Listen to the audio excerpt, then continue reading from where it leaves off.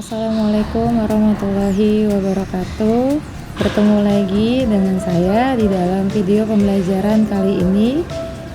Selamat berjumpa. Ya, kita belajar hari ini materinya pasti tentang matematika dengan saya Wilda Septiana.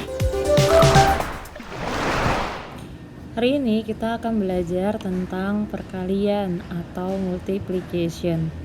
Definisi dari perkalian adalah penerapan dari penjumlahan. Jadi jika ada 4 dikali 6 akan sama dengan 6-nya dijumlah sebanyak 4 kali. 6 tambah 6 tambah 6 tambah 6. Hasilnya sama dengan 24. Sehingga dapat disimpulkan bahwa perkalian merupakan penjumlahan yang berulang. Perkalian memiliki sifat-sifat atau properties dalam mengerjakan operasi-operasinya. Sifat yang pertama adalah sifat tertutup atau closed. Sifat tertutup sama seperti sifat tertutup yang ada pada penjumlahan dan pengurangan. Jadi maksud dari sifat tertutup di sini adalah di mana bilangan-bilangan pengalinya dengan hasil pengalinya semua adalah anggota bilangan integers. Contoh, 3 dikali 7 hasilnya sama dengan 21. Atau contoh lain, minus 5 dikali 3 hasilnya sama dengan minus 15. Di sini dapat dilihat bahwa bilangan 3, 7, minus 5, dan 3 merupakan bilangan integers. Sedangkan bilangan 21 dan minus 15-nya juga bilangan integers.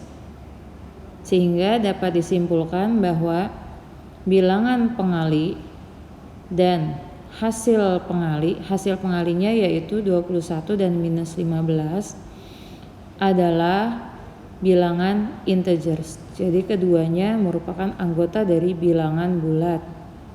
Ini adalah maksud dari sifat tertutup.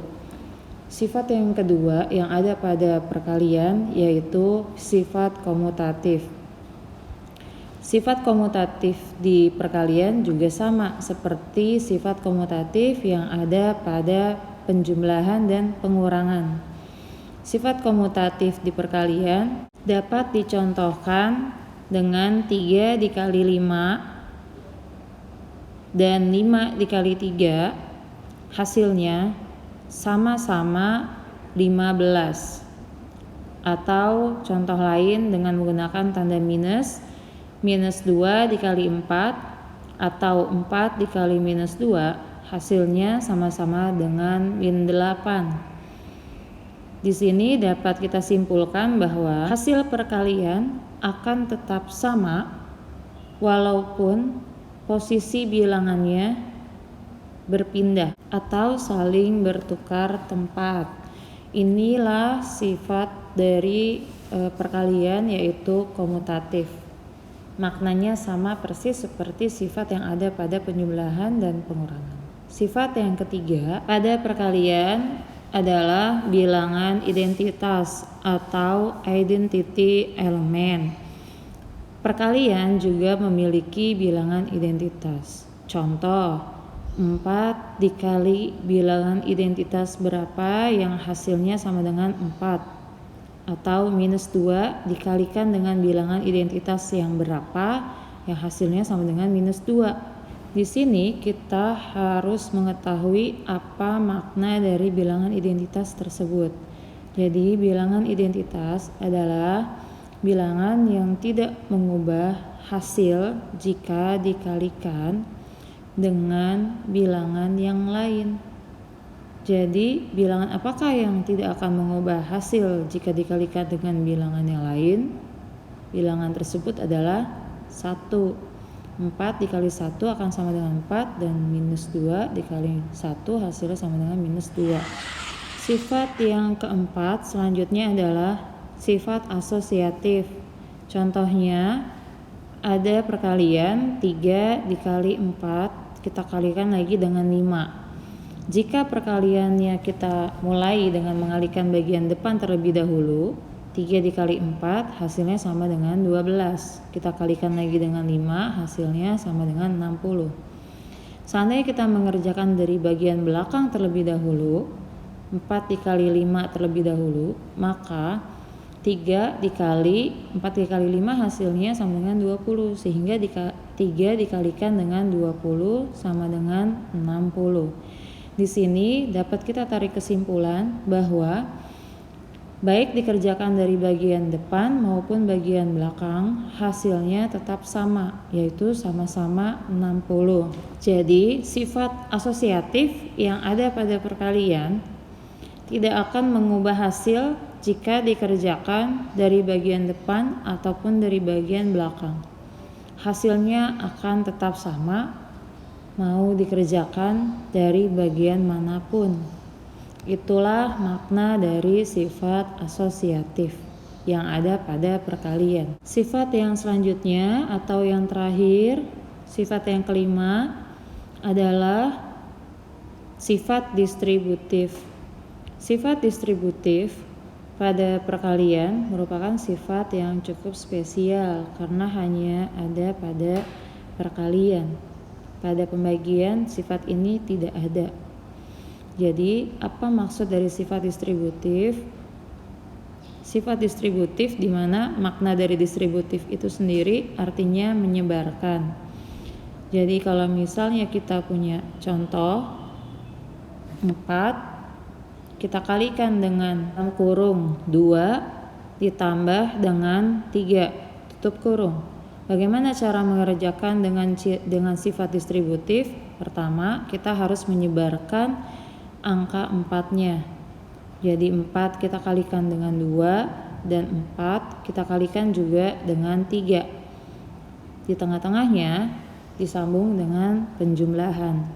Sehingga 4 dikali 2 akan sama dengan 8 dan 4 dikali 3 akan sama dengan 12 dan hasilnya sama dengan 20. Misal kita punya contoh lagi, 4 kita kalikan dengan dalam kurung 3 dikurang 2. Jika kita melibatkan pengurangan, bagaimana cara menyelesaikannya? Maka sama dengan kita sebar 4-nya, 4 kita kalikan dengan 3, kita kurang dengan 4 kali 2. Sama dengan hasil dari 4 dikali 3 adalah 12. Dan hasil dari 4 dikali 2 adalah 8. Sehingga 12 dikurang 8 hasilnya sama dengan 4.